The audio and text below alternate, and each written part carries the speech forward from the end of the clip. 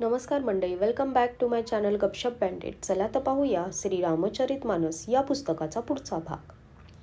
सर्व लोक प्रेमाने विव्हल झाल्यामुळे सूर्यास्त होईपर्यंत 2 कोसच चालू शकले आणि पाणी व निवाऱ्याची सोय पाहून रात्री तेथेच काही न खाता पिता थांबले. रात्र सरल्यावर श्री रघुनाथांवर प्रेम असलेला भरत पुढे निघाला. तिकडे श्री रामचंद्र रात्र अजून शिल्लक उरली असतानाच जागे झाले. त्या रात्री सीतेला स्वप्न पडले. ती प्रभूंना सांगू लागली की सर्व परिवारासह भरत येथे येत आहे. प्रभूंच्या वियोगाग्नीमुळे त्याचे शरीर पोळून निघत आहे. सर्व लोक मनातून उदास, दीन व दुःखी झाले होते. सासूबाई सुद्धा वेगळ्याच दिसल्या. सीतेचे स्वप्न ऐकून श्री रामचंद्रांच्या नेत्रात पाणी भरून आले आणि सर्वांना चिंतेतून मुक्त करणारे प्रभू स्वतःच चिंतित झाले आणि म्हणाले, लक्ष्मणा, हे स्वप्ने काही चांगले नाही. एखादी भयप्रद वार्ता कोणीतरी घेऊन येणार आहे असे म्हणून त्यांनी भावाबरोबर स्नान केले आणि त्रिपुरारी महादेवांचे पूजन करून साधूंना सन्मानित केले. देवांचे पूजन व मुनींचे वंदन झाल्यावर श्रीराम बसले आणि उत्तर दिशेकडे पाहू लागले. आकाशात दुरळा पसरला होता. पुष्कळसे पक्षी आणि पशु व्याकुळ होऊन पळत प्रभूंच्या आश्रमाकडे येत होते. तुलसीदास म्हणतात की हे पाहून श्रीराम उठून उभे राहिले आणि विचार करू लागले, असे व्हायचे काय कारण असावे. मनात त्यांना आश्चर्य वाटत होते. त्याचवेळी कोलभिल्लांनी येऊन सर्व बातमी सांगितली. तुलसीदास म्हणतात की हे त्यांचे मंगल बोलणे ऐकताच श्रीरामचंद्रांच्या मनाला खूप आनंद झाला. शरीर पुलकित झाले आणि शरद ऋतूमधील प्रफुल्लित कमलांसारखे त्यांचे नेत्र प्रेमाश्रूंनी भरून गेले. सीतापती श्री रामचंद्रांच्या मनात पुन्हा विचार आला की भरताच्या येण्याचे कारण काय असावे.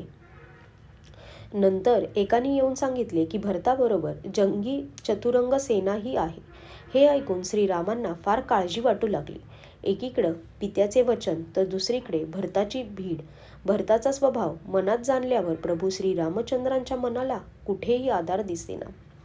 परंतु भरत साधू स्वभावाचा व शहाणा आहे आणि माझे म्हणणं ऐकणारा आहे हे लक्षात आल्यावर श्रीरामचंद्रांना समाधान झाले. प्रभू श्रीरामांच्या मनात चिंता आहे असे लक्ष्मणाला दिसले तेव्हा तो प्रसंगानुरूप आपले नीतियुक्त विचार मांडू लागला. हे स्वामी, न विचारता मी काही सांगत नाही. प्रसंगी सेवकाने काही आगळीक केले तर ती आगळीक मानायची नसते. हे स्वामी, सर्वज्ञांमध्ये तुम्ही अग्रगण्य आहात. तुम्हाला सर्व कळते. तरीही मी आपल्या समजुतीप्रमाणे जे रास्त आहे ते सांगतो. हे बंधुराज, तुम्ही अकारण परमहित करणारे आहात. सरळ हृदय आणि शील व प्रेमाचे भांडार आहात. तुमचे सर्वांवर प्रेम आणि विश्वास आहे आणि मनात सर्वांना आपल्यासारखेच मानता. परंतु मूढ व विषयी जीव सत्ता मिळाल्यावर मोहामुळे आपले खरे स्वरूप दाखवतात. भरत हा नीतिपरायण, साधू व चतुर आहे आणि प्रभू तुमच्या चरणी त्याचे प्रेम आहे ही गोष्ट साऱ्या जगाला माहीत आहे. तो भरत सुद्धा आज तुमचे सिंहासन मिळाल्यावर धर्ममर्यादा सोडून वागत आहे. दुष्ट व खोटा भाऊ भरत वाईट वेळ आल्यावर आणि श्रीराम वनवासामध्ये एकटे आहेत हे पाहून आपल्या मनात वाईट विचार धरून व सर्व समाजाला आपल्या बाजूला घेऊन राज्य निष्कंटक करण्यासाठी येथे आला आहे. अनेक प्रकारची कारस्थाने करून सेना जमवून दोघे बंधू आलेले आहेत. जर त्यांच्या मनात कपट नसते व दुष्ट विचार नसते तर रथ, घोडे आणि हत्तींच्या रांगा यावेळी कुणाला बऱ्या वाटल्या असत्या काय. परंतु भरताला विनाकारण दोष कसा द्यावा. राजपद मिळाल्यावर सर्वच उन्मत्त होत असतात. चंद्र गुरुपत्नीगामी झाला. नहुषाने ब्राह्मणांना पालखीला जुंपले आणि राजा वेन याच्या इतका नीच कोणी असणार नाही. तो लोक व वेद यांना विन्मुख आहे. सहस्त्रबाहू, देवराज इंद्र आणि त्रिशंकू इत्यादींपैकी कुणाला राजमदाने कलंकित केले नाही.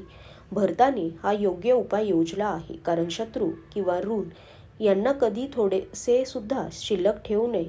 श्रीरामांना असह्य समजून त्याने त्यांचा अनादर केला ही गोष्ट भरताने चांगली केली नाही. परंतु आज युद्धात हे श्रीराम तुमचे क्रोधित मुख पाहून त्याला ही गोष्ट चांगली कळून येईल आणि या अवमानाचा फळ त्याला मिळेल. इतके बोलून लक्ष्मण नीती विसरला आणि त्याच्या शरीरात वीररस संचारला. तो प्रभू श्रीरामांना वंदन करून त्यांची चरणधूळ मस्तकी लावून आपले सत्य व सहज बळ लक्षात आणून म्हणाला, हे नाथ, माझे बोलणे अनुचित मानू नका. भरताने आपणाला काही कमी डिवचले नाही.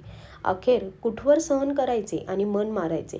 जर स्वामी आमच्या सोबत आहेत आणि आमच्या हाती धनुष्य आहे, मी जातीने क्षत्रिय आहे, रघुकुलातील माझा जन्म आहे आणि शिवाय मी श्रीरामांचा सेवक आहे, हे सर्व जगाला माहीत आहे, मग सहन का करायचे? धुळीसारखे क्षुद्र काय आहे? परंतु ती सुद्धा लात मारल्यावर डोक्यावर बसते, असे म्हणून लक्ष्मणाने उठून हात जोडून आज्ञा मागितली. जणू तो म्हणजे जागा झालेला मूर्तिमंत वीररस होता. त्याने डोक्यावरील जटा बांधून कमरेला भाता आवळला आणि धनुष्य सज्ज करून व बाण हातात घेऊन तो म्हणाला, आज मी श्रीरामांचा सेवक असण्याची कीर्ती मिळवीन आणि भरताला युद्धात धडा शिकवीन. श्रीरामांचा अनादर करणारे दोघे बंधू रणशय्येवर झोपू देत. बरे झाले, सर्व परिवार एकत्र जमलेला आहे.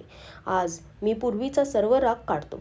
जसा सिंह हातींच्या कळपाचे निर्दालन करतो आणि ससान लावा पक्षाला पकडतो, त्याप्रमाणे भरताला सैन्यासह व लहान भावासह तुच्छ मानून मी रणमैदानात लोळवीन. जरी प्रत्यक्ष शंकर येऊन त्यांना मदत केली तरीही मी श्रीरामांची शपथ घेऊन सांगतो की मी त्यांना युद्धात नक्की मारून टाकेन. अत्यंत क्रोधामुळे संतापलेल्या लक्ष्मणाला पाहून आणि त्याची सत्य प्रतिज्ञा ऐकून सर्वजण भयभीत झाले आणि लोकपाल घाबरून पळू लागले. आजच्यासाठी धन्यवाद.